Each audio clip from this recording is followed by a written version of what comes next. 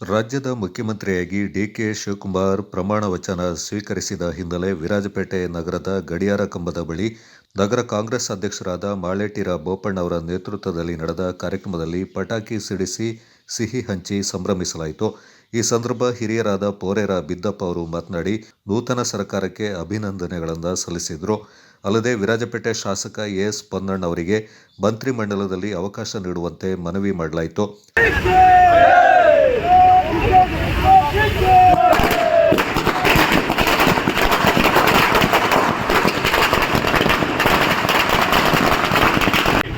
ಒಂದು ಹೊಸ ಅಧ್ಯಾಯ ಡಿಕೆ ಶಿವಕುಮಾರರಿಂದ ಆರಂಭಗೊಳ್ತಾ ಇದೆ.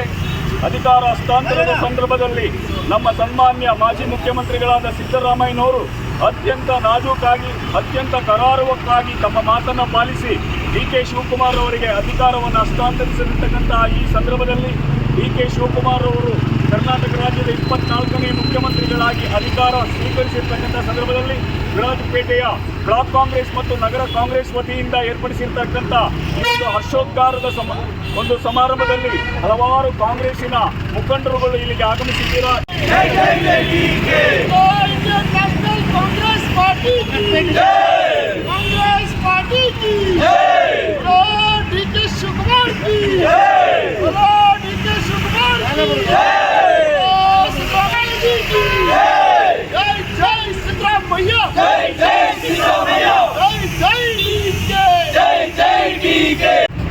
ಗ್ರಾಮಾಂತರ ಪ್ರದೇಶಗಳಲ್ಲಿ, ತಾಲೂಕು ಮಟ್ಟದಲ್ಲಿ, ಜಿಲ್ಲಾ ಮಟ್ಟದಲ್ಲಿ, ರಾಜ್ಯ ಮಟ್ಟದಲ್ಲಿ ಇರತಕ್ಕಂಥ ಎಲ್ಲ ಕಾಂಗ್ರೆಸ್ಸಿನ ಕಾರ್ಯಕರ್ತರು, ಮುಖಂಡರು ಎಲ್ಲರಿಗೆ ಈ ದಿವಸ ಸಂತೋಷದ ಸಡಗರ.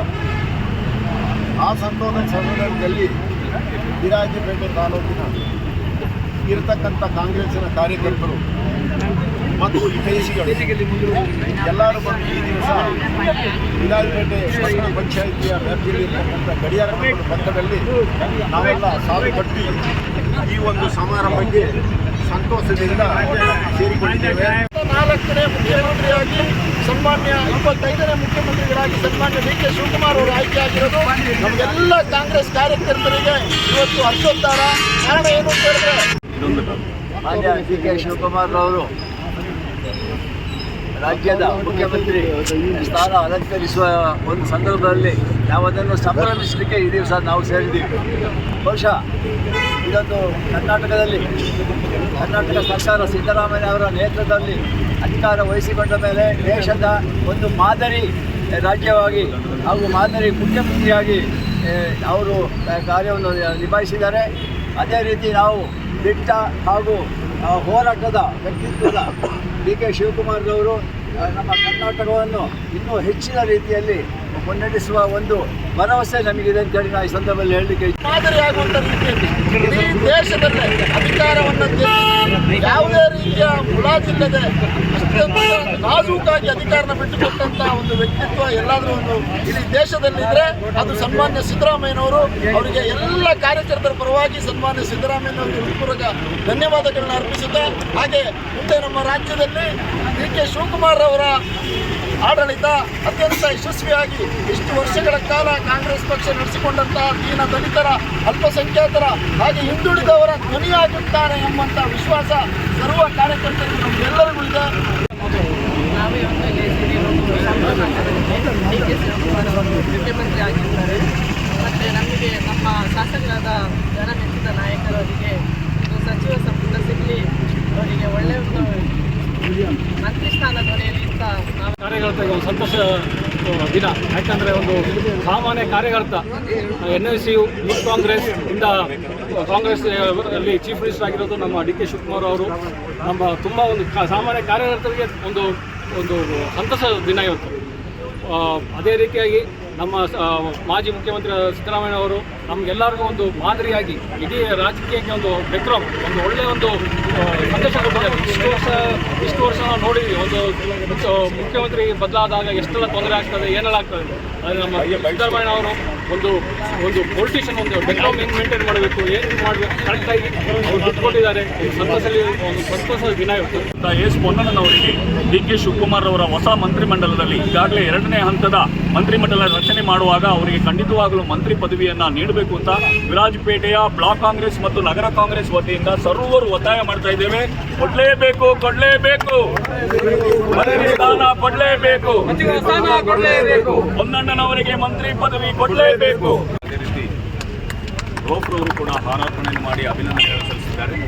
ಅವರ ನೇತೃತ್ವದಲ್ಲಿ ವಿರಾಜಪೇಟೆ ನಗರ ಕಾಂಗ್ರೆಸ್ ಇನ್ನೂ ಬೆಳೆಯಲಿ ಅನ್ನತಕ್ಕಂಥ ಆಶಯವನ್ನು ವ್ಯಕ್ತಪಡಿಸುತ್ತಾ 16ನೇ ಕರ್ನಾಟಕ ವಿಧಾನಸಭೆಯ ಕಾಂಗ್ರೆಸ್ ಪಕ್ಷದ ನೇತೃತ್ವದ ನೂತನ ಸರ್ಕಾರದ ಮುಂದಿನ ಅವಧಿಯ ಮುಖ್ಯಮಂತ್ರಿಗಳಾಗಿ ಕಳೆದ 6 ವರ್ಷಗಳಿಂದ ಕರ್ನಾಟಕ ರಾಜ್ಯದ ಕಾಂಗ್ರೆಸ್ನ ಸಾರಥಿಯಾಗಿ ಸಮರ್ಥವಾಗಿ ಕಾಂಗ್ರೆಸ್ ಪಕ್ಷವನ್ನು ಸಂಘಟನೆ ಮಾಡಿಕೊಂಡು ಬಂದು ತಳಮಟ್ಟದಿಂದ ಪಕ್ಷ ಸಂಘಟನೆಯೊಂದಿಗೆ 2023ರಲ್ಲಿ ಪಕ್ಷ ಅಧಿಕಾರಕ್ಕೆ ಬರಲು ಪ್ರಮುಖ ಪಾತ್ರ ವಹಿಸಿದಂತಹ ಧೀಮಂತ ನಾಯಕ ಶ್ರೀ ಡಿ.ಕೆ. ಶಿವಕುಮಾರ್ ಅವರು ಮುಂದಿನ ಅವಧಿಗೆ ಕರ್ನಾಟಕ ರಾಜ್ಯದ ಮುಖ್ಯಮಂತ್ರಿಗಳಾಗಿ ಆಯ್ಕೆಯಾಗುತ್ತಿರತಕ್ಕಂಥ ಈ ಸಂದರ್ಭದಲ್ಲಿ ಈಗಾಗಲೇ ವಿರಾಜಪೇಟೆ ಬ್ಲಾಕ್ ಕಾಂಗ್ರೆಸ್, ನಗರ ಕಾಂಗ್ರೆಸ್ ವಿವಿಧ ಘಟಕಗಳ ವತಿಯಿಂದ ಸಂಭ್ರಮ ಆಚರಣೆಯನ್ನು ಗಡಿಯಾರ ಕಂಬದ ಬಳಿ ವಿರಾಜಪೇಟೆ ನಗರಾಧ್ಯಕ್ಷರಾದ ಮಾಲೇಕರ ಬೋಪಣ್ಣನವರ ನೇತೃತ್ವದಲ್ಲಿ ಈಗಾಗಲೇ ನಡೆಸಲಾಯಿತು. ಡಿ.ಕೆ. ಶಿವಕುಮಾರ್ ಅವರಿಗೆ ಸಮಸ್ತ ಸಾರ್ವಜನಿಕರ ಪರವಾಗಿ, ನಾಗರಿಕರ ಪರವಾಗಿ, ಕಾಂಗ್ರೆಸ್ ಪಕ್ಷದ ಪರವಾಗಿ ಅಭಿನಂದನೆಗಳನ್ನು ಸಲ್ಲಿಸ್ತಾ ಇದ್ದೇವೆ. ಮುಂದಿನ ದಿನಗಳಲ್ಲಿ ಸಮರ್ಥವಾಗಿ ಸರ್ಕಾರವನ್ನು ನಡೆಸಿ, ರಾಜ್ಯದಲ್ಲಿ ಸುಸ್ಥಿರವಾದಂಥ ಸರ್ಕಾರವನ್ನು ನಡೆಸಿ, ದೀನ ದಲಿತರ ಎಲ್ಲ ವರ್ಗದವರ ಏಳಿಗೆಗೆ ಶ್ರಮಿಸಲಿ ಅಂತೇಳಿ ನಾನು ಹಾರೈಸ್ತಾ ಇದ್ದೇನೆ.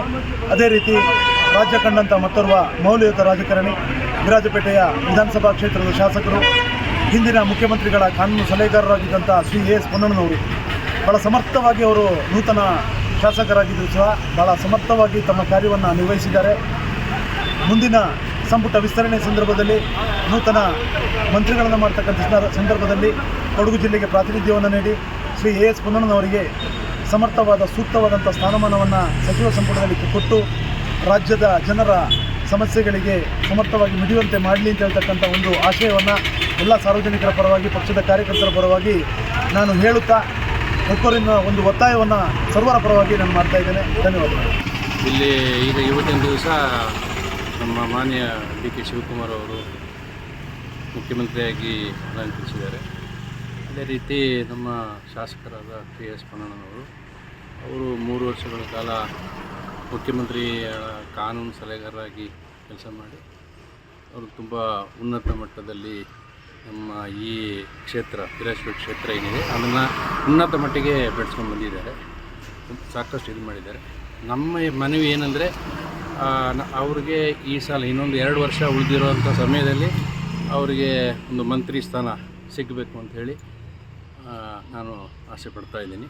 ಅದೇ ರೀತಿ ಸರ್ಕಾರ ಗಮನದಲ್ಲಿಟ್ಟು ಅವರಿಗೆ ಆದಷ್ಟು ಬೇಗ ಮಂತ್ರಿ ಸ್ಥಾನ, ಕ್ಯಾಬಿನೆಟ್ ದರ್ಜೆಯಲ್ಲಿರುವಂಥ ಮಂತ್ರಿ ಸ್ಥಾನ ಕೊಟ್ಟು ಅಲಂಕರಿಸಬೇಕು ಅಂತೇಳಿ. ಹಿರಿಯರಾದ ಎಂ.ಎಸ್. ಪೂವಯ್ಯ, ಪುರಸಭೆ ನಾಮನಿರ್ದೇಶನ ಸದಸ್ಯರಾದ ಶಬರೀಶ್ ಶೆಟ್ಟಿ, ವಕೀಲರಾದ ಬೊಳ್ಳಚಂಡ ಸೋಮಣ್ಣ, ಪಟ್ಟಣ ಪಂಚಾಯತ್ನ ಮಾಜಿ ಸದಸ್ಯ ಮೊಹಮ್ಮದ್ ರಾಫಿ ಈ ಸಂದರ್ಭ ಮಾತನಾಡಿದರು.